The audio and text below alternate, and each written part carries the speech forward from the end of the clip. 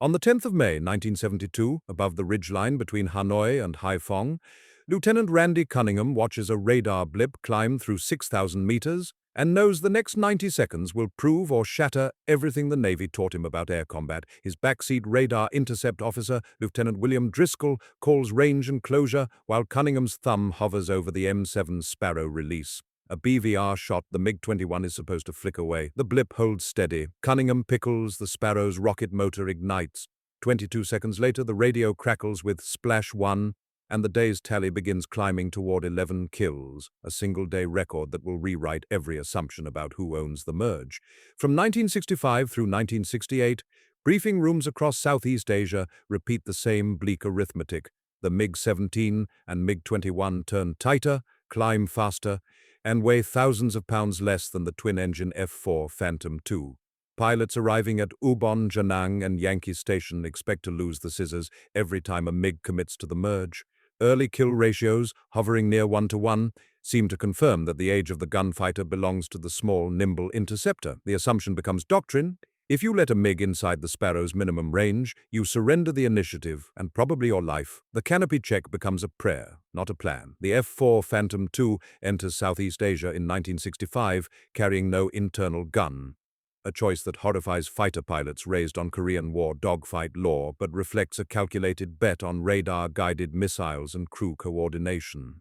McDonnell Douglas designs the Phantom around a two-man crew, a pilot in front and a radar intercept officer in back, splitting the cognitive load of navigation, threat tracking, and weapons employment. The RIO operates the ANAPQ-120 radar, a pulse Doppler system that can detect targets at ranges beyond 40 kilometers, and feed intercept solutions directly to the AM-7 Sparrow, a semi-active radar homing missile designed to kill before the enemy ever sees the launch aircraft. Early Sparrow variants suffer reliability problems, motor failures, guidance drift, poor performance in chaotic multi-aircraft engagements, but by 1972 the AIM-7E2 and later the AIM-7E3 raise probability of kill figures into credible territory. The F-4's standard loadout pairs 4 Sparrows on fuselage stations with 4 AM-9 Sidewinder infrared missiles on wing pylons, giving crews a layered engagement plan. Shoot BVR with Sparrow, transition to Sidewinder inside 10 kilometers, and, if equipped with the F-4E's internal M61 Vulcan cannon, resort to guns inside 1,500 meters. Doctrine calls this the kill chain, a sequence that leverages the Phantom's strengths: raw thrust from twin General Electric J79 engines, high-altitude performance, and tandem crew. Situational awareness, while avoiding prolonged turning fights where the MiG-17's tighter radius and the MiG-21's superior instantaneous turn rate dominate. Ground-controlled intercept systems guide People's Air Force of Vietnam, VPAF, MiGs, toward inbound strike packages. But VPAF pilots lack onboard radar and depend on radio calls for target geometry, a vulnerability that sharp RIO work and aggressive radar jamming can exploit. Between 1969 and 1972, the U.S. Navy establishes the Fighter Weapons School, call sign TOPGUN, at Naval Air Station Miramar, where instructors fly aggressor profiles mimicking MiG tactics and drill pilots on energy management, mutual support, and the disciplined use of the kill chain. The Air Force starts similar programs at Nellis Air Force Base, emphasizing coordinated flights, comm discipline, and the ruthless exploitation of the Phantom's BVR advantage. By the time Operation Linebacker begins in May 1972, a new generation of crews arrives over North Vietnam, trained to treat the radar blip as the opening move, not a warning to run. On the 2nd of January 1967, Colonel Robin Olds leads 56 F-4C Phantoms from the 8th Tactical Fighter Wing at Ubon Royal Thai Air Force Base on what the operational order calls a routine bombing mission to the Phuoc Chien steel mill northwest of Hanoi. The Phantoms fly in cells mimicking the radar signature speed and altitude profile of the bomb-laden F-105 Thunder Chief, a ruse designed to draw VPAF MiG-21s into the open where the faster radar-equipped F-4s can spring the trap. Operation Bolo, named for a Philippine knife, bets everything on the assumption that ground controllers will vector interceptors toward what they believe are vulnerable strike aircraft, not a 7-wave fighter sweep carrying nothing but air-to-air ordnance. Olds and his wingmen orbit in a racetrack pattern at 4,500 meters, radars hot, waiting for the ground-controlled intercept network to commit. At 1500 hours, radar intercept officers in the rear cockpits call multiple contacts climbing out of Phuc Yen airfield. Within seconds, the first MiG-21s break through the cloud deck, and the engagement becomes a high-speed chess match between radar-cued Phantoms and ground-directed MiGs. Olds radios.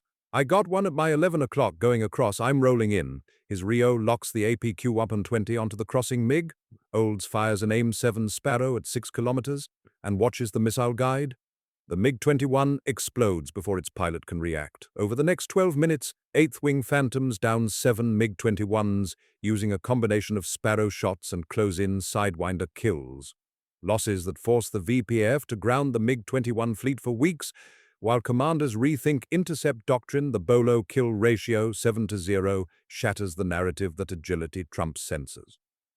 Post-mission analysis shows that every Phantom crew exploited the same advantage. The RIO acquired the target on radar, called range and aspect, and gave the pilot a firing solution before the MiG's ground controller could issue a defensive brake. The VPAF, lacking airborne radar, never sees the Sparrow coming. By the time the Fox 1 call echoes over the strike frequency, the engagement is already decided. Olds returns to Ubon with gun camera film showing not desperate scissors but methodical stalking. The Phantom climbs into position, the REO refines the lock, the pilot launches, and the MiG, no matter how nimble, flies into a radar-guided warhead it cannot dodge. The mission validates a doctrinal principle that will define the next 5 years of air combat. Control the radar picture, control the merge, control the merge, control the kill.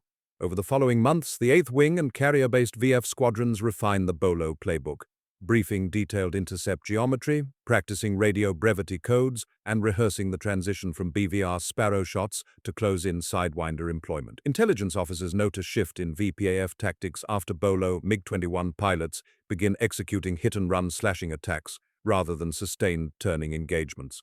A tacit admission that the radar-guided Phantom can kill before the dogfight even begins. The canopy check, once a pilot's last resort, becomes a formality. The real fight happens on the radar scope, where the REO's voice and the Sparrow's seeker head decide who lives. Not the tightest turn, but the earliest detection. On the 19th of November 1967, strike packages inbound to the Tai Nguyen Steel Complex, 75 kilometers north of Hanoi, face a resurgent VPF that has rebuilt its MiG-21 force and rotated experienced pilots back into the intercept rotation.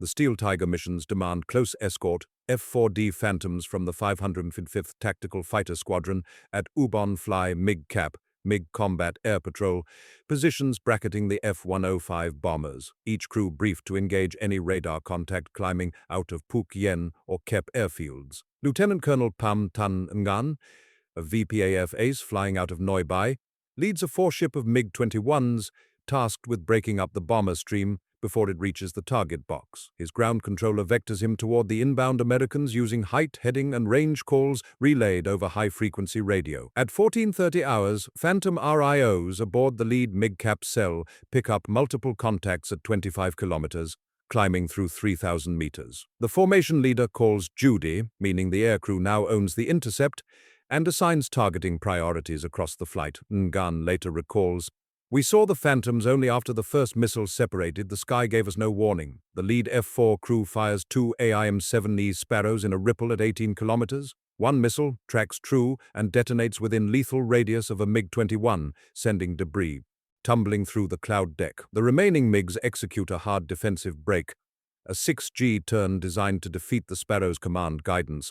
But the maneuver bleeds energy and hands initiative to the Phantom escorts, who now hold position between the MiGs and the vulnerable F-105s. A second Phantom element, trailing 5 kilometers behind, uses the chaos to bracket a MiG attempting to extend out of the fight. The RIO calls a 15-kilometer lock, and the pilot launches another Sparrow which fails to guide, but forces the MiG into a second defensive break that burns more fuel and altitude.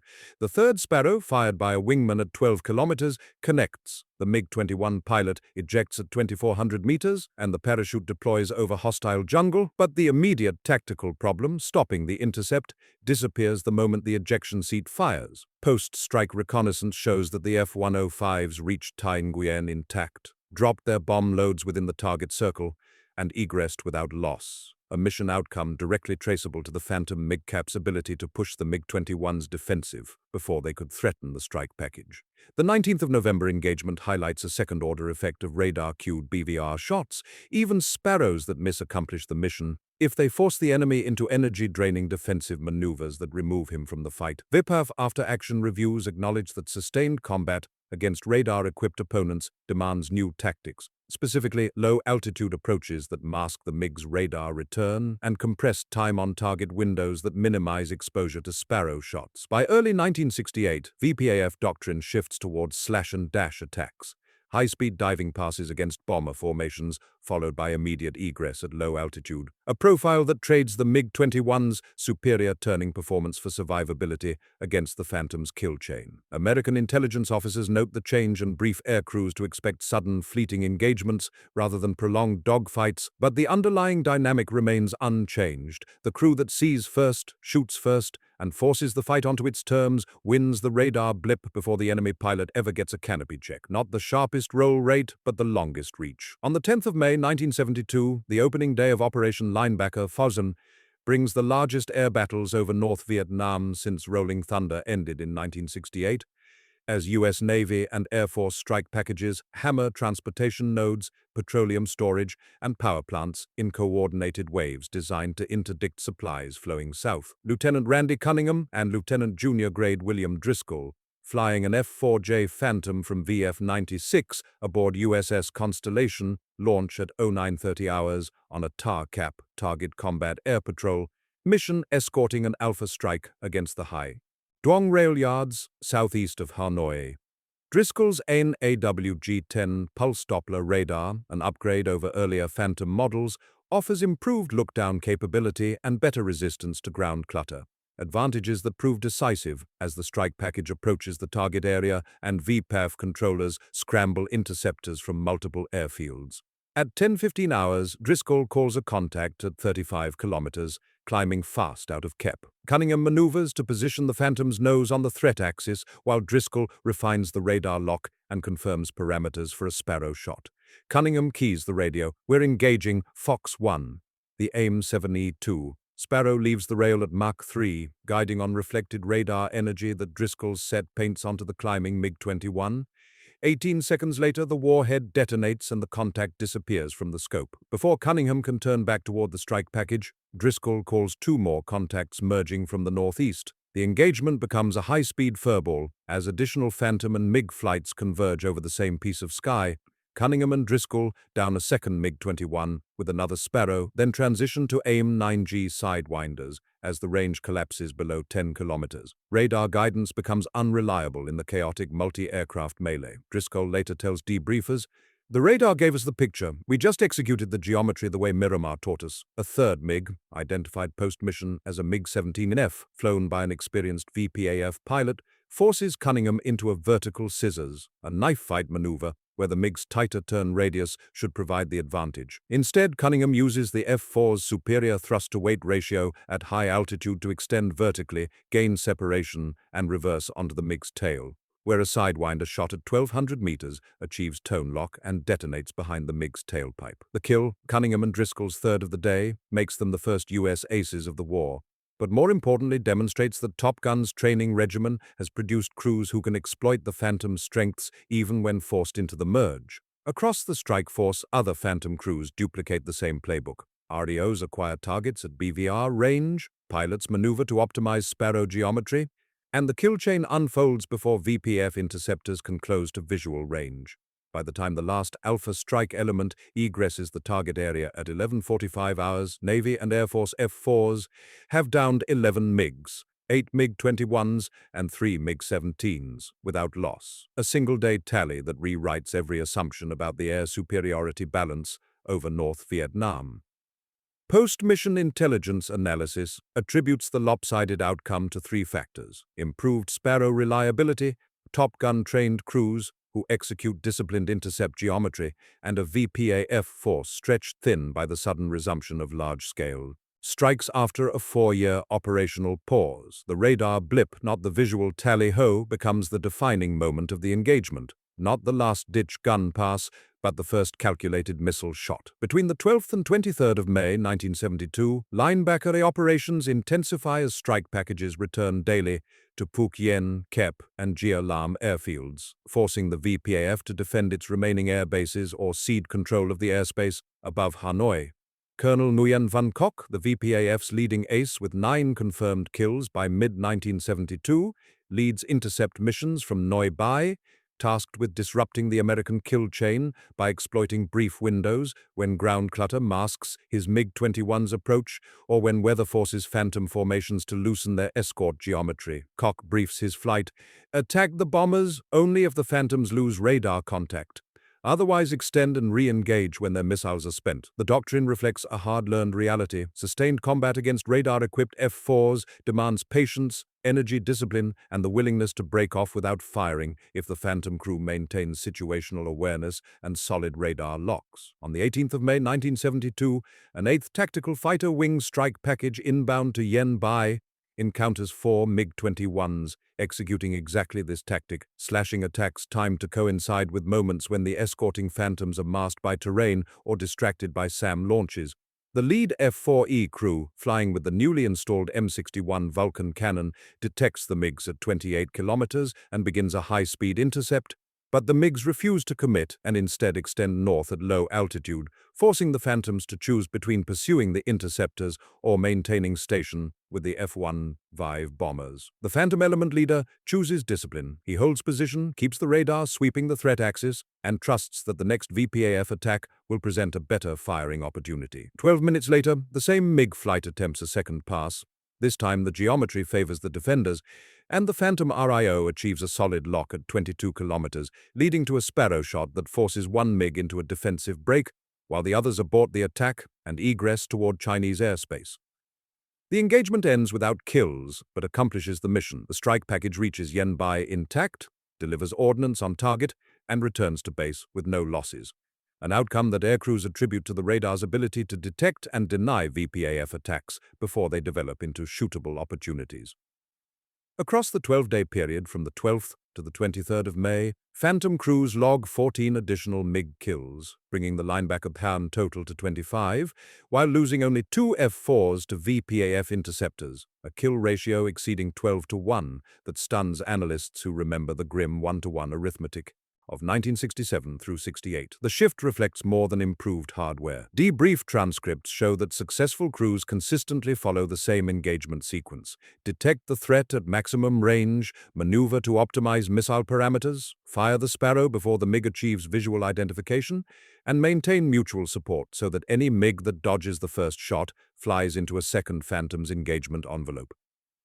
By contrast, the few Phantom losses occur when crews violate the kill chain, chasing a single MiG into a low-altitude stern chase, fixating on one target while a second MiG maneuvers unobserved, or pressing a gun attack after the Sparrow inventory is exhausted and mutual support breaks down. Naval aviation and Air Force analysts compile the lessons into revised tactics manuals that emphasize crew coordination, disciplined comm procedures, and ruthless adherence to the BVR engagement model, even when visual dogfights seem tactically appealing. The canopy check, once the moment of truth, becomes an admission that the crew missed the radar cues that should have ended the fight 20 seconds earlier. Not the boldest merge, but the coldest calculation. By December 1972, as Operation Linebacker 2 brings B-52 strikes against Hanoi and Haiphong, the air superiority mission shifts from proving the kill chain to protecting the heavy bombers from a VPAF that now treats every engagement as a calculated trade. Force the Phantoms to burn missiles and fuel,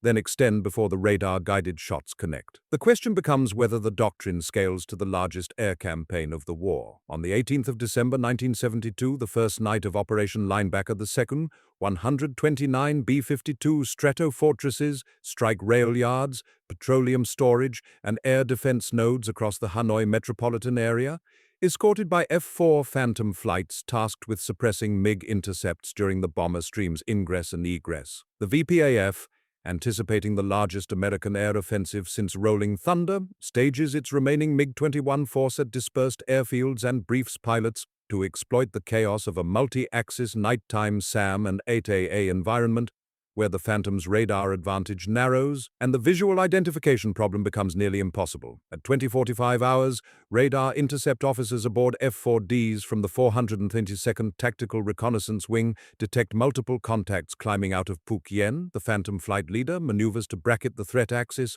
while his wingmen set up a defensive barrier between the MiGs and the inbound B-52 cells. The engagement unfolds in near-total darkness, with only navigation lights, afterburner plumes, and the occasional SAM contrail providing visual references. The Phantom crews rely entirely on their AN/APQ-120 radars and radio calls to build a tactical picture.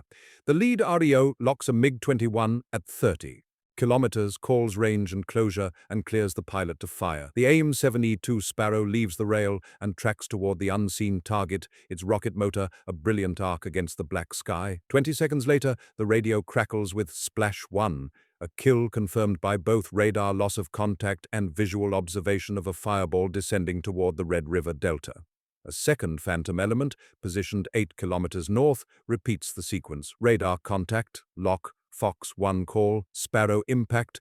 The MiG explodes at 4,200 meters and the wreckage scatters across rice paddies southwest of Hanoi. The VPAF attempts a third intercept 40 minutes later, but by now the B-52s have completed their bombing runs and the Phantom MiG cap has repositioned to cover the egress corridors, forcing the MiGs to either accept BVR shots from multiple angles or abandon the intercept entirely. The MiG flight chooses survival. The contacts reverse course and descend toward Noi Bai, and the night's air-to-air action ends with 2 VPAF losses and 0 American fighters downed. Over the next 11 nights, the 18th to the 29th of December 1972, Phantom crews log 6 additional MiG kills using the same radar-cued BVR engagement model, while the VPAF manages only sporadic, ineffective attacks that fail to disrupt the bomber stream or inflict meaningful losses. The Linebacker 2 air superiority results confirm what the May battle suggested. A well-trained two-man crew, equipped with functional BVR missiles and supported by disciplined flight tactics, can dominate a numerically smaller opponent even in a high-threat SAM and AADA environment. Post-campaign analysis attributes the success to 3 interlocking factors: radar reliability improvements that raise Sparrow probability of kill above 20% compared to under 10% in 1967, Top Gun and red flag training that ingrains the kill chain discipline into muscle memory, and VPAF attrition that forces the remaining MiG pilots to fly conservatively rather than press attacks against escort fighters. Peterson, reviewing the Linebacker results, concludes, "We taught them to trust the radar, trust the RIO, and execute the geometry. The kills followed." The numbers bear out the assessment. Across the entire Linebacker, the Y and 2 campaigns, May through December 1972, U.S. Navy Phantom crews achieve a kill ratio near 12-1, while Air Force F-4 units post ratios between 2-1 and 3-1, the disparity reflecting differences in training emphasis, missile inventory, and mission profiles. Naval aviation's advantage stems directly from Top Gun's focus on multi-crew coordination, radar employment, and disciplined adherence to the BVR engagement sequence, lessons the Air Force incorporates into its own training pipeline by mid-1973. The F-4E's internal M61 Vulcan cannon, installed in 1968 as a response to early war gun kill debates, sees limited use during Linebacker. Debrief records show fewer than 10% of MiG kills result from gunfire, and most of those occur only after Sparrow and Sidewinder inventories are exhausted. The gun provides psychological reassurance and a last-ditch option, but the kill chain's dominant mode remains the radar blip, the Fox 1 call, and the Sparrow guiding toward a target the pilot never sees with his naked eye. By January 1973, when the Paris Peace Accords suspend American combat operations over North Vietnam, the Phantom's air superiority record stands as a case study in the triumph of systems integration over raw performance. The F-4 never turns tighter than the MiG-17, never climbs faster than the MiG-21,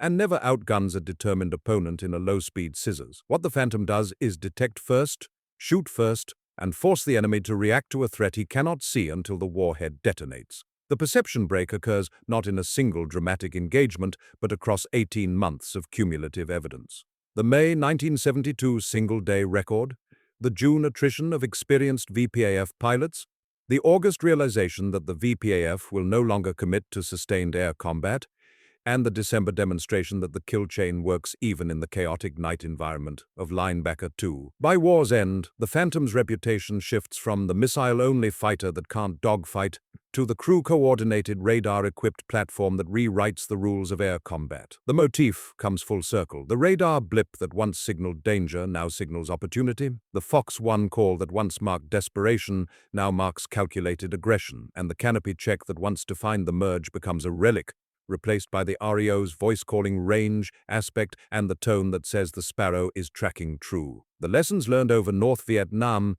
between 1965 and 1973 reshape fighter doctrine for the next 4 decades. Top Gun becomes a permanent institution, expanding from a small cadre at Miramar into a standardized training pipeline that every Navy fighter pilot and RIO must complete before deploying to a fleet squadron.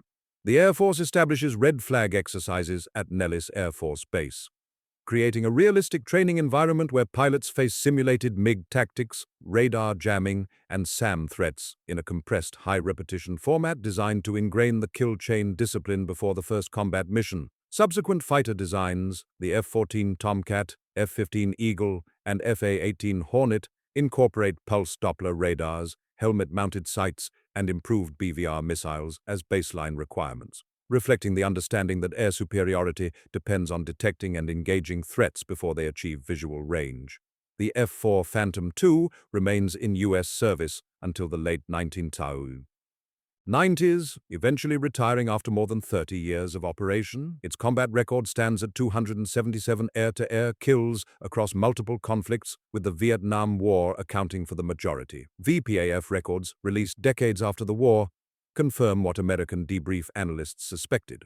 The shift to radar-cued BVR tactics inflicted unsustainable attrition on the MiG-21 force and forced the adoption of conservative intercept profiles that prioritized pilot survival over bomber interdiction. Colonel Nguyen Van Koch survives the war with 9 confirmed kills and later serves as a senior instructor at the VPAF's Fighter Training School, where he teaches a generation of pilots to respect the reach of radar-guided missiles and avoid prolonged engagements with opponents who control the electromagnetic spectrum. The perception break proves durable. Post-war air power studies consistently cite the Phantom's linebacker performance as evidence that training, tactics, and crew coordination matter more than airframe agility. The radar blip, once dismissed as an unreliable early warning cue, becomes the foundation of modern air combat, a symbol that the fight begins not at the merge, but the moment the RIO's scope paints a contact and the pilot's thumb moves toward the missile release. Speed and turn rate capture headlines, but the crew that trains hardest, integrates sensors deepest, and executes the kill chain most ruthlessly wins the air superiority fight. The Phantom proves that 2 men, a radar, and a disciplined engagement sequence beat 1 man, a tight turn, and hope. Sensors and training decide the fight before the merge. Training plus sensors beat raw performance in air combat.